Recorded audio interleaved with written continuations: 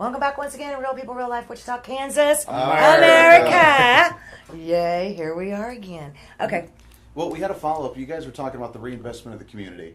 And one issue that's come up on the radio a couple of times was talking about the city having the ability to consume a lot of vacated buildings and private property in areas like that maybe need some reinvestment. You talk about entrepreneurship, being able to maybe get your hands dirty, to be able to fix a house, raise the value of it, start off to where people aren't in some bad apartments or something. Where do you stand on the idea of the city being able to consume private property, the idea of people being able to reinvest in their community? I mean, what's kind of your stance on that issue? I'm a strong believer in property rights, so any decision from that would, I believe, have to have the community involved. We saw Senate Bill 31, the original version, that would allow the city to take property really quickly.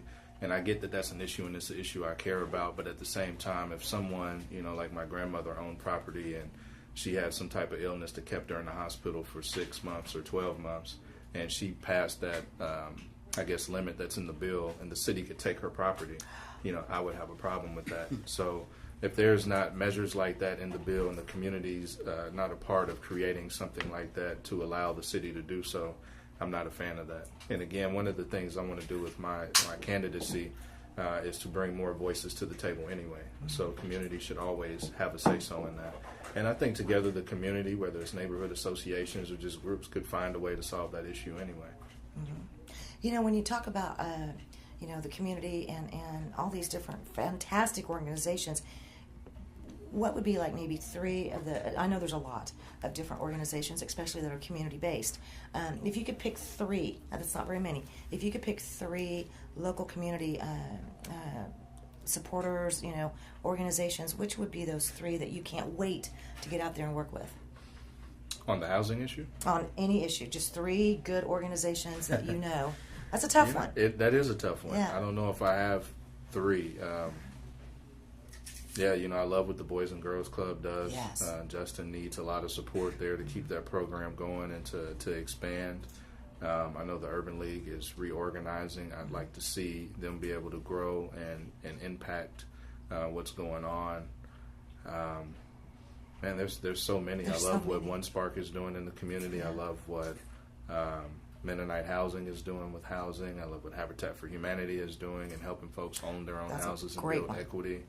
Power CDC is doing the same thing and helping kind of to the issue I said earlier with credit. Right. Mr. Arbertha has a program to where he's helping you build your credit and get debts paid down and then get a house that you own.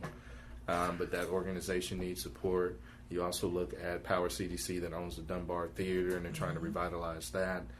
So if I had to pick three, I don't know if I could. But there's a lot of stuff. Maybe 30? Yeah, there's a lot.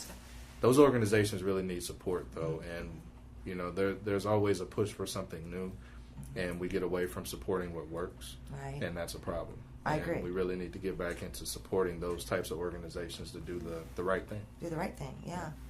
I think that, again, my opinion, one of the things that I think is really cool about you running for this particular seat is you have always been there.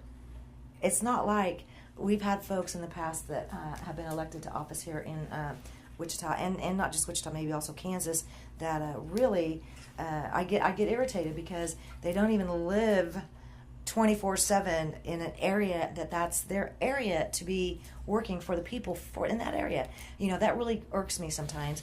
And to have somebody that has been in their community pretty much every year except a year or so, at college, which was also in Wichita, is phenomenal. I think that says a lot right there. And you're always on the street, you're always out there, you're always working and going and going and going and trying. Every time I've ever seen you, it's always, how can we make it better? How can we do this? How can we do that? And you're right. You have pulled together from different organizations and different people so many good things. And I just, I don't ever want to see that stop, ever. Thank you. No, thank you, Brandon. Wow. I wanted to ask, and we talked briefly a little bit about crime, and I do agree. In order to stop some of this crime or whatever, decreases in that, I do agree that the community needs to kind of be together and help more. Over the weekend here, and I'm not going to say that our crime is limited to one district or one area of town, because it's not. we've had officers and sheriff's officers on and recently that have said, please don't think that media says, oh, this area here, it's just, you hear it all the time. No, it's everywhere. It's everywhere. It's north, it's east, it's west, it's south, it's downtown. Given light of what happened, and it was a bad weekend, I feel so bad to everybody that has been hurt, that was injured, that was murdered, and their families are still at the hospitals right now. So if you all could keep them in your prayers, that would be fantastic. Brandon, what do you have to say about crime? It's an issue that it's everybody's issue, and a lot of times folks look at it as that's an issue over there or that's their problem, but it's all of our problems. It will impact us in one way or the other. Right. And again, as a community, if we don't really engage our young people and focus on where there's issues, nothing will change. I really believe on targeted approaches. So if there's a gang issue, we need to figure out what to do about that. Right. And again, it's not judgment. These young people, I spoke at a church just yesterday about that.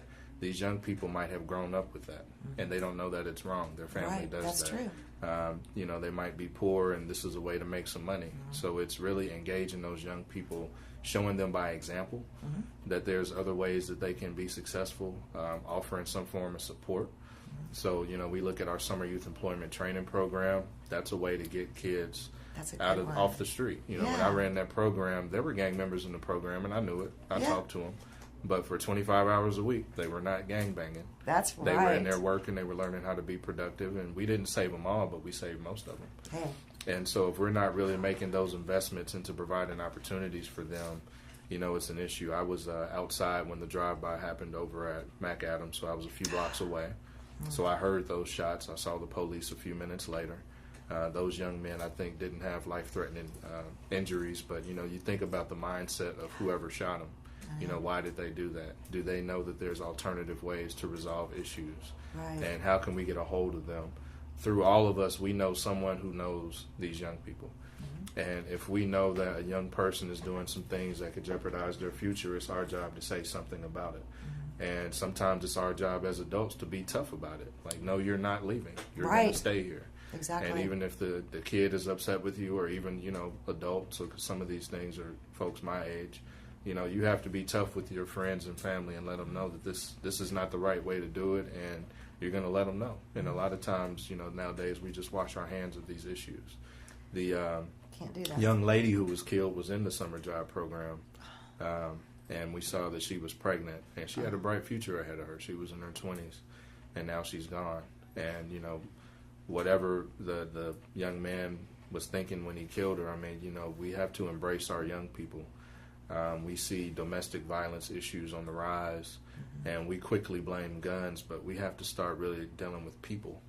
And as we deal with the people and we can change mindsets and invest in people, then we can deal with guns at another time. Right. Because if it's not that, it's something else. I want to piggyback that. You said that you were speaking at a church yesterday, and you've got an organization that's in your district that has done a tremendous job in dealing with the type of situations you're talking about, World Impact. Yeah. How important is the faith community in that journey? Because I think a lot of times people leave that out and ignore it.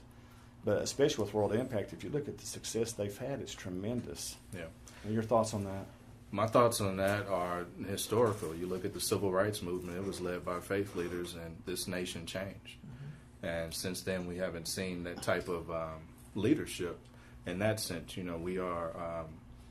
we focus on winning souls to God, but we have to focus more on doing the work that Jesus calls us to do and being that living example. And by being that living example of Jesus, we get more people into the church and doing better. And we have to do that. Organizations like yours, Open Door, feeding folks, meeting the needs of the community is necessary, and we need to see more of that, and we should support it when it happens. Wow. About how many minutes I'm just going to check here real quick about how many minutes we have left. I want to get Amy into this conversation, speaking of crime, which would have to do with some of the human trafficking issues that we've seen happen right here. How are we sitting? Oh, boy. Okay. Well, I had a question for you. Do you think that, I think it's evident that the gun violence has increased. Do you think that is related with the open carry that has came about? And I fully believe in my gun rights. Like, I don't want my gun taken from me, but I also don't want to see this increase in gun violence like I feel like we have. And this is coming from people that are, like, in the mix there that are saying it. Like, it has increased. I think it has a part. I didn't agree with the open carry piece because I believe if you have a weapon, I don't think you should be, completely restricted, but you should at least know how to use it. That'd be nice. Use it well. You shouldn't just be shooting at random targets. At least be able to be semi-tactical, know the laws around guns, and when you use it, what the consequences are. And the open carry took all of that away because before you had to get actual class and a permit. I know that harms law enforcement's ability to be effective as well because before they could ask you for a permit to make sure you had a legal weapon. Now you can just have a weapon. So I think it probably added to it, but a lot of the guns that are used in crimes are not legally purchased anyway. And that was already happening, Yeah, but I almost feel like the attention was taken so much off of it that they all came out of their sock drawer and are now probably. on them That for probably any is. kind of emotional rage. Open carry's been legal in Sedgwick County for a long time. The only piece of legislation that had an impact was the concealed carry, the no permits. But if I'm not mistaken, open carry has been illegal since like Wyatt Earp or something. I don't think it was like public knowledge then because it had an effect. This new open carry law had an effect. So if it was already in place, what was the new law then? And what was the need wasn't that for more it? It was statewide? the conceal. Yeah, it took Yeah. away the need to get the permit. Yeah, that's the concealed. Yeah. You can carry it concealed now without a permit. You could always carry it open. It didn't without change one. the laws for like felons can't have guns and stuff like that, right? No. If you have a felony in the state of Kansas, you are not allowed to have a gun legally. But like Right. That's Brandon what I said, thought. much of the crime is not committed by people who go to a store and Locks buy a are gun for and go through honest their people. Right, Yeah, exactly. Yeah, exactly. Well, I know we got to take one more quick break, and we're going to come back. We're going to keep you here all day, Brandon. We got a lot to talk about, and I love talking to that guy, and I love your solutions, and I love what you've done. Thank you. We're going to be right back with more Real People, Real Life, Wichita, Kansas, America. Brandon.